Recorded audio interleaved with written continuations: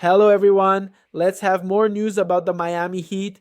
But first, don't forget to subscribe to the channel and leave a like.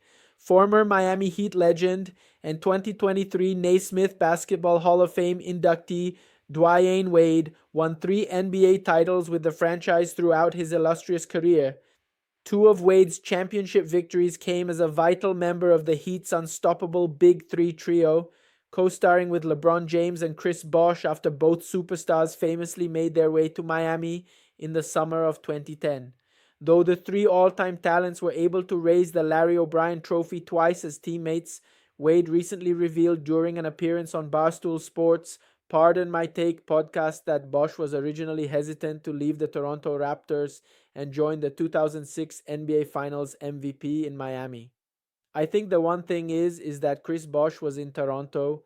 Wade shared with Dan Big Cat Katz and Eric PFT commentator Sollenberger on Friday. And so once Chris Bosch got a chance to come out here and get, everybody was throwing flowers at his feet. He wavered a couple times, like we didn't know if he was going to be a part of the opportunity for us to play together. So it wasn't 100%, but it was a conversation that we had going into free agency, like, hey, we would all love to play together, but also you've got to go off and you've got to see what's best for you. But ultimately, we would love to play together. Throughout his appearance on the show, Wade also told Katz of the uncertainty regarding James' free agency meetings and discussed some other potential third-star additions if Bosch were to have gotten cold feet. Among the most notable candidates to replace Bosch, former All-Star power forwards in the Phoenix Suns' Amari Stoudemire and Utah Jazz's Carlos Boozer sat atop Wade's list, as both were also members of a stacked free agent class in 2010. Now let's go to another video. Don't forget to leave a like. Miami Heat mock draft because the NBA Combine concluded about a week and a half ago in Chicago, and the most recent ESPN mock draft from Jeremy Rue and Jonathan Gavoni dropped. Miami obviously has one draft pick right now, at least, in this draft class, that being number 20th overall. And there's an intriguing player that they projected the Heat to take. I'm Nick Roloff. This is the Heat Report. Let's jump right into it. That player that they projected Miami to take at 20 was Nolan Traore, the point guard from France, played at St. Quentin over the past couple of seasons, has been a highly touted international prospect for a couple of years now. And it's very interesting that Traore was mocked to the Heat. Let's talk about what ESPN said on Nolan Traore. Miami has played Tyler Hero on the ball quite a bit, but would benefit from adding a true point guard to hold down the backcourt long term. With a big shot creation void to fill on the roster without Butler, Traore would amount to a big swing if he falls to this spot. Some scouts view him as a lottery-worthy talent, but an inconsistent season in France has put a damper on his draft stock. His size and speed, playmaking ability, and promise as a shooter offers obvious upside if he can put everything together.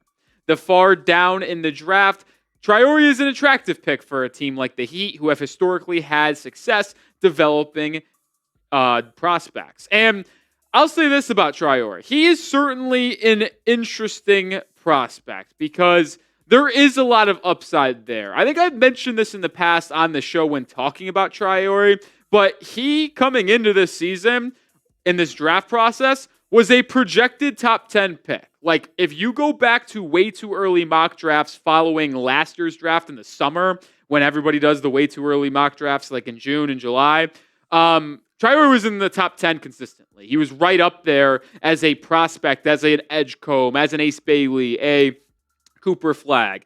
But he had a little bit of a down season for St. Quentin over in France, inefficient year, where you can still see a reason and the reasons why Traore is so highly thought of by NBA draft analysts and insiders and GMs. But he just did not put it all together this season. He struggled shooting from the field. He had a little bit too many turnovers as well for a true point guard. But we're going to talk about everything with Traore and if I would take him with the 20th pick. But let me get your thoughts down in the comment section first. Are you interested in Nolan Traore? Type Y for yes, type N for no. It's today's pinned comments. You can hit with YouTube ad break, scroll down, let it play, and answer today's question. I'll say this, I like Traore. I do. And one of the reasons why I like Trier is even though we showed the statistics for him for the 30-game season he had, at least according to Basketball Reference this past year for San Quentin, he really picked up his play to end the regular season the last week of April and into May. The final 5 games of the season, he averaged 16.6 points per game, which is obviously a 5-point increase from his season average. Kept the assist number similar, but still up by almost half an assist at 5.8, and shot a ridiculous 48.1% from beyond the arc. So you can argue here at the end of his regular season, he was really starting to put it together at all ends of the floor. And shout out to the person who made this quote. You can follow him on Twitter. You see his profile and username on the chart here. But when you look at his progression the entire season for San Quentin, the green line is 3-point, red line is field goal percentage. It was a tough start, jumped up, came down on the rise, had his lulls in February and March, but then in April and May, just took it to another level, both from the field and from the three-point line. You like to see that number trending up near the end of the season. That might indicate that he is a player that could be someone in the NBA that plays his best basketball when it's necessary in the 16-game type of playoff atmosphere that the Heat absolutely need. Could he be a backcourt partner with Tyler Hero long term? Well, he certainly has a size profile that treads in a positive direction with that. We know Tyler's 6'5", 6'6", not that high of a wingspan, but if you are going to add a lead guard alongside him, either a 2 guard or a point guard, you want someone that has the size to defend multiple positions, and on paper, Traore has that. Now, we'll talk about his lack of defense here in a second, but he's 6'4", at least it's listed online, didn't go through any testing like an NBA Combine, a 6'8" wingspan, which is very good, +4 there, needs to add some weight to his frame, slightly, not going to say too much, because he is very, very quick, which is, I think, helpful with his lower weight, but he's got the height and wingspan combination to be a guard that projects very, very nicely alongside Tyler Hero. More breakdown of Traore here in a second, but we are sponsored by PrizePicks, the daily fantasy sports app I play every single day. All you do is pick more or less on a few player stat projections, and you have a shot to win up to 2,000 times your money. Don't miss out on your last chance to add your favorite players from the court to your PrizePicks lineup, whether it's points, rebounds, assists. Take your pick of more or less, and you can win up to 2,000 times your cash today. They have so many different deals as well. Taco Tuesday, discounts on some projections from 15 to 25%. Flex Friday, you can play in so many different ways. One right here for me, an entry that I have, more than Miles Turner, 15.5 points per game, more than Tyrese Halliburton, 8.6 assists per game, and less than Karl-Anthony Towns, 11.6 rebounds per game. That is a series-long projection for Knicks Pacers Eastern Conference Finals. Join me and the millions of others on PrizePicks today. Download the app and use code CLNS to get $50 instantly after you play your first $5 lineup. That's code CLNS to get $50 instantly after you play your first $5 lineup. PrizePicks, run your game. All right, so let's do a quick Traore scouting report here. We'll start with the goods. He's got a great handle and playmaking feel. He's been a lead ball handler for his team at age 17 and 18 years old over the past 2 seasons, and he's got a good feel. You see it, averaging more than 5 assists per game. Now, he does have a little bit of a high turnover rate. We'll talk about that here in a second, but that doesn't concern me, and it doesn't shock me either. He's got a really quick first step off of the dribble. He's explosive, man. And that takes us to our final good here. He's a blur in transition. I've seen many other draft analysts say that he is the quickest player in this draft, and when you watch the tape, you watch the film, when he gets out in transition off of a long rebound, an outlet, or off of a steal, he goes from point A to point B very, very quick. And that is something that the Heat could benefit greatly from as a team that struggles in the half-court offense at times. If they got a point guard that likes to push the temple and makes people get out of position on the other end of transition,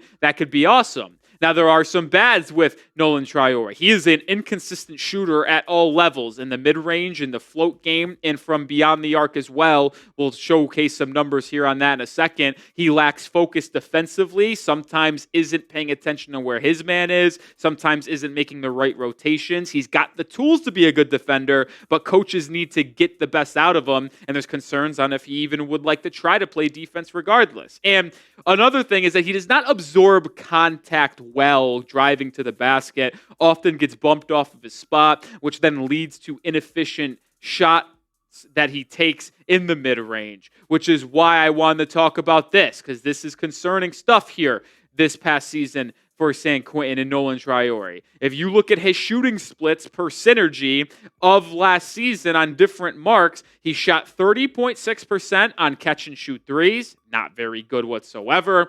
22.6% off dribble jumper threes, 28.6% off dribble jumper twos. That's really concerning.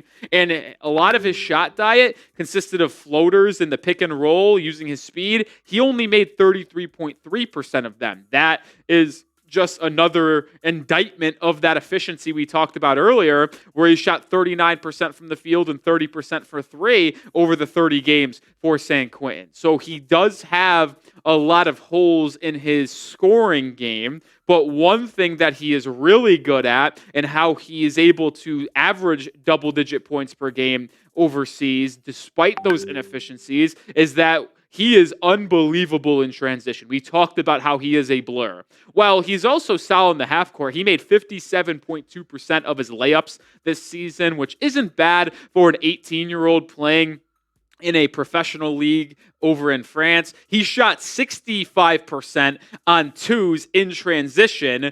Mentioned that transition opportunity he could bring to the Heat. And weirdly enough, I don't know why you could try to explain this, but as we mentioned how poorly he shot from three as a whole, off dribble, off catch, he did shoot 7 of 10 from three in transition.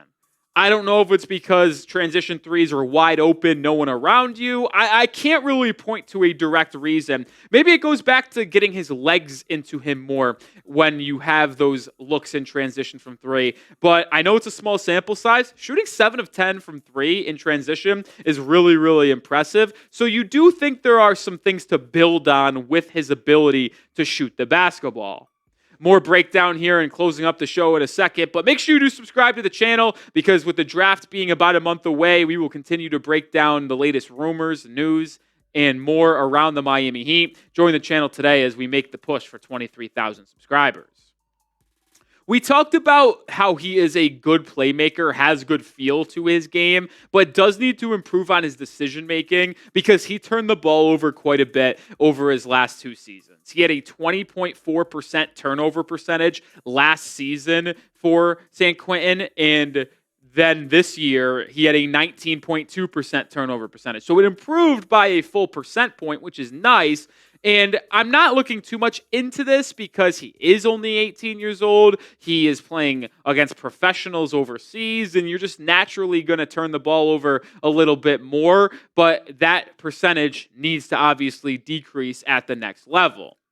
Final word on Traore here. I'd certainly consider him at 20. I think there's a really high chance he's off the board before the Heat are selecting, just due to his speed and his upside. And a team like the Brooklyn Nets, who are honestly picking right in front of Miami at 19, why wouldn't they take the shot on Traore since they're not looking to compete now? You can bring him in and develop. And I think that's something Heat fans would have to realize as well. There is a ton of upside with Traore, and if you drafted him at 20, I would like that because of the high upside play that could really impact us 2 or 3 years down the line. But you have to be patient with his development. And I don't think you would and could expect him to be some day one impact guy in the NBA for the Heat as a starting guard. I just don't foresee that.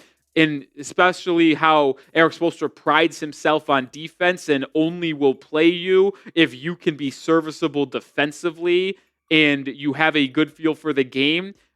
Is Traore that? I don't know, so it might take a while for him to get consistent reps for Miami, but the upside is certainly there. Let's round out the show with this.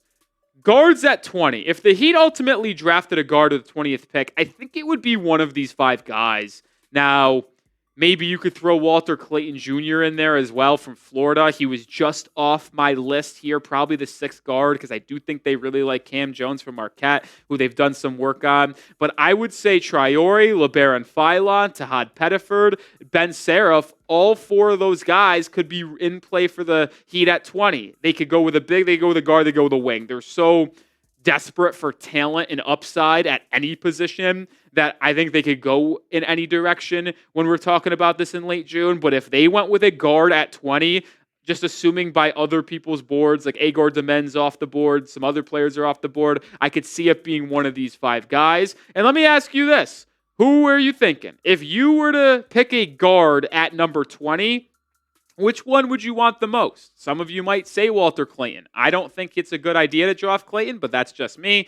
But if it was one of those five, let me know which one you would prefer. As highly as I think of Nolan Traore, I have come to the conclusion that I just really like LeBaron Philon. And if you follow me on Twitter, I tweeted out a couple weeks ago that I'm getting very, very close to saying, I know it's very early, Tahad Pettiford should be the pick for the Heat at 20 due to his athleticism, his shot making, his handling, his burst of speed. But I've actually not cooled on him. I've just really become a fan of Philon, a 6'4 guard, 6'6 wingspan. When I watch him play, he can be an on-ball creator. He can play off-ball. He just reminds me so much of Andrew Nembhard, who has been just an amazing off-ball secondary ball handler for the Indiana Pacers, the Tyrese Halliburton. And I'm not saying he will be him, but that's the type of role I could see him having. And if the Heat wanted a guard, I'd really like LeBaron Philon at 20, but I wouldn't complain with a Traore, a Pettiford, or even a Ben Seraph, who I think is a very solid prospect as well. All right, that'll do it for this episode of the Heat Report. Appreciate everybody watching. Enjoy your Memorial Day if you still are watching, and make sure you hit that sub button if you haven't already. Miami Heat, Parte 2. The Miami Heat and Sacramento Kings are two teams that seem to be stuck in purgatory. Neither team is good enough to compete for the championship, and it is unlikely that either would even win a playoff series as currently constructed. Neither team is bad enough to select near the top of the NBA draft either. Both teams were in the play-in tournament this year, and they both need to make a decision on the direction of their franchises. The Heat will likely look to build upon what they currently have, while the Kings seem more likely to blow things up. This could actually lead to the two doing business together, as the Kings could trade Demar Derozan to the Heat. Clutch Points, Brett Siegel has reported that the Heat have interest in DeRozan. Ever since they traded away Jimmy Butler, it has been clear that the team has needed another star. While DeRozan is 35 years old and his best days are in the rear view, he still has something left in the tank. He also shouldn't be too expensive to acquire. DeRozan's contract is actually cheaper than Terry Rozier's per Spotrac, so the Heat would cut costs and get off of a bad contract in this trade. Hypothetical. DeRozan is also a massive upgrade over the Miami God, who struggled mightily late last season. The USC product averaged 22.2 points per game last season, which was his 12th straight season, averaging 20-plus points per game. The mid-range specialist would complement Bam Adebayo and Tyler Herro well. Adebayo is a beast in the paint and one of the best passing centers in the NBA. Herro can score from all three levels, but he is especially deadly from deep. And you, fan, what do you think about Demar Derozan's situation? Leave your opinion in the comments. Steelers